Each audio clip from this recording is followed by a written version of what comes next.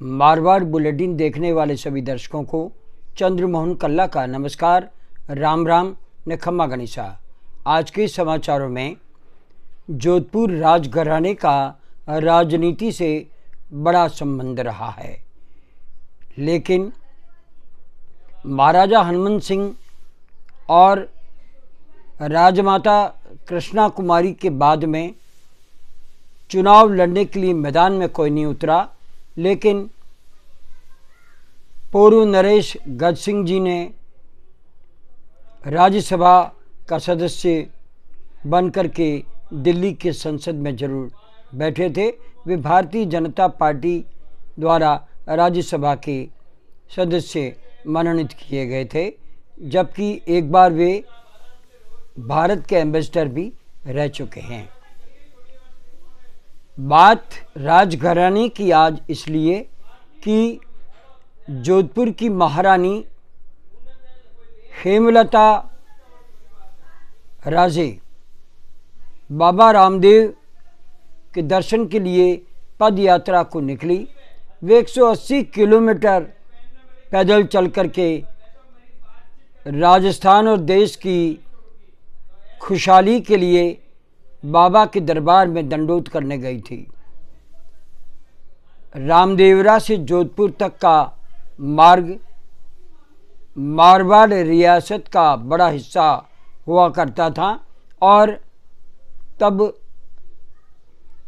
राजघराने का राज इन क्षेत्रों में हुआ करता था। तो वाजिब है, जब हेमलता राजे महल से नीचे उतरी तो लोगों ने पलक पावड़े बिछा दिए। वे पदयात्रा जब करने निकली तो धर्मगुरु साथ में थे, लेकिन धीरे धीरे राजनेता उनके साथ होते चले गए। अगर हम बात करें, वर्तमान मुख्यमंत्री अशोक गहलोत ने हेमलता के बाबा रामदेवरा मंदिर में समापन के अवसर पर अपनी उपस्थिति दर्ज कराई और पूर्व मुख्यमंत्री वसुंधरा राजे ने भी पोखरण में हेमलता राजे के पद यात्रा में अपनी उपस्थिति दर्ज कराई। यही नहीं, पूर्व विधायक बाबू सिंह और वर्तमान केंद्रीय मंत्री गजेंद्र सिंह शेखावत हो या पूर्व विधायक भैराराम सियोल हो या पोखरण के विधायक हो, सभी ने महारानी के साथ मंच साझा किया। हालांकि हेमलता राजे ने राजनीति में उतरने का कोई संकेत नहीं दिया, लेकिन उनकी इस पदयात्रा को हर पार्टी राजनीति से जोड़ करके देख रही है और जानकारों का ये कहना है कि हेमलता राजे इस बार चुनाव लड़ सकती है, चाहे वे संसद में जाने के लिए सांसद का चुनाव लड़े या आने वाले विधानसभा चुनाव में उतरे।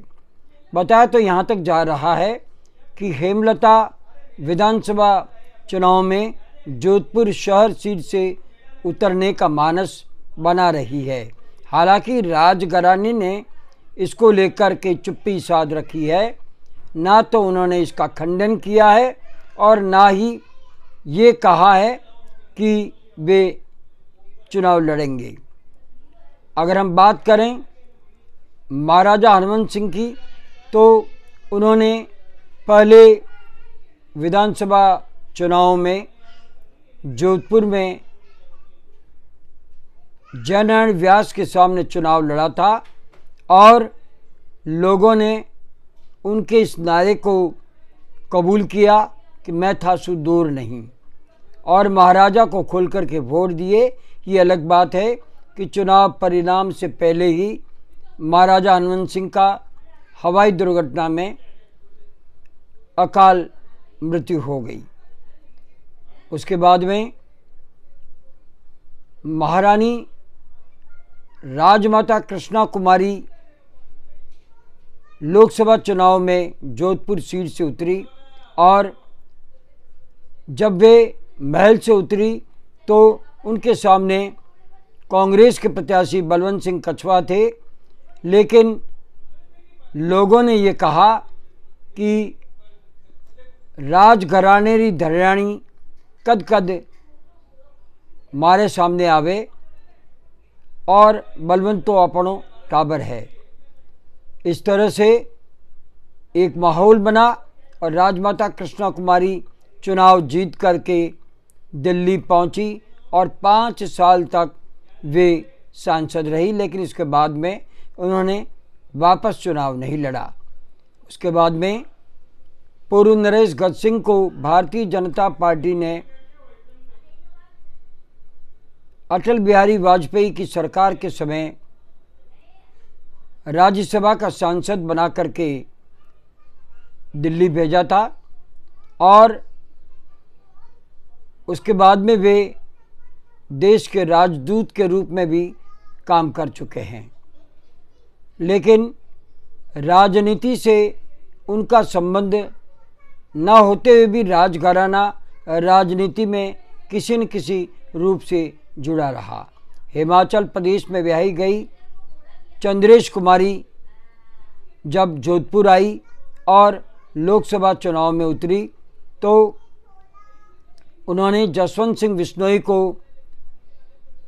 बुरी तरह से मात देते हुए जीत दर्ज की और जोधपुर की सांसद बन गई और बाद में केंद्रीय मंत्री भी वे बनी।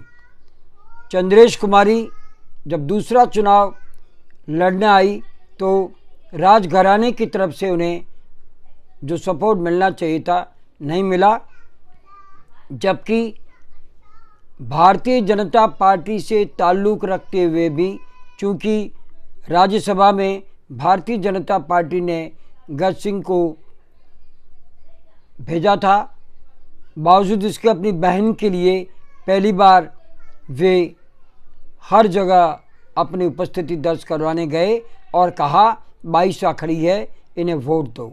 लेकिन दूसरी बार राजघराने का सपोर्ट नहीं मिलने से चंद्रेश कुमारी चुनाव हार गई। अब हेमलता राजे की पदयात्रा सौहार्दपूर्ण वातावरण के लिए है, खुशहाली के लिए है, ये तो समय बताएगा। लेकिन ऐसा कहा जा रहा है कि हेमलता राजे निसंदेह चुनाव लड़ेगी।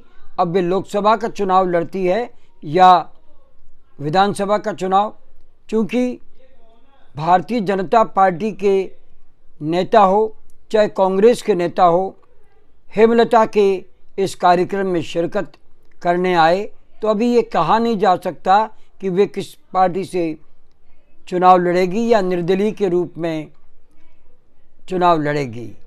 बहरहाल राजमाता कृष्णा कुमारी जब खड़ी हुई, हालात राजनीति के अलग थे और वर्तमान समय में राजनीति के हालात भले ही अलग हो, लेकिन राजघराने से रिश्ता जोधपुर की जनता का और मारवाड़ की जनता का आज तक कायम है और हर वर्ग, हिंदू, मुस्लिम, सिख, ईसाई सभी राजघराने से स्नेह करता है। तो हो सकता है हेमलता राजे चुनाव में उतर जाए। इंतज़ार कीजिए विधानसभा चुनावों का और उसके बाद लोकसभा चुनावों का कि राजघराना किस ओर अपनी करवट बदलता है। आज बस इतना ही। इजाज़त लेने से पहले हम जानना चाहते हैं कि ये बुलेटिन आपको कैसा लगता है। अगर आपको ये बुलेटिन पसंद है तो इसे सब्सक्राइब करें, लाइक करें और शेयर करें। अब हमें अगले बुलेटिन तक इजाज़त दीजिए। नमस्कार, जय हिंद।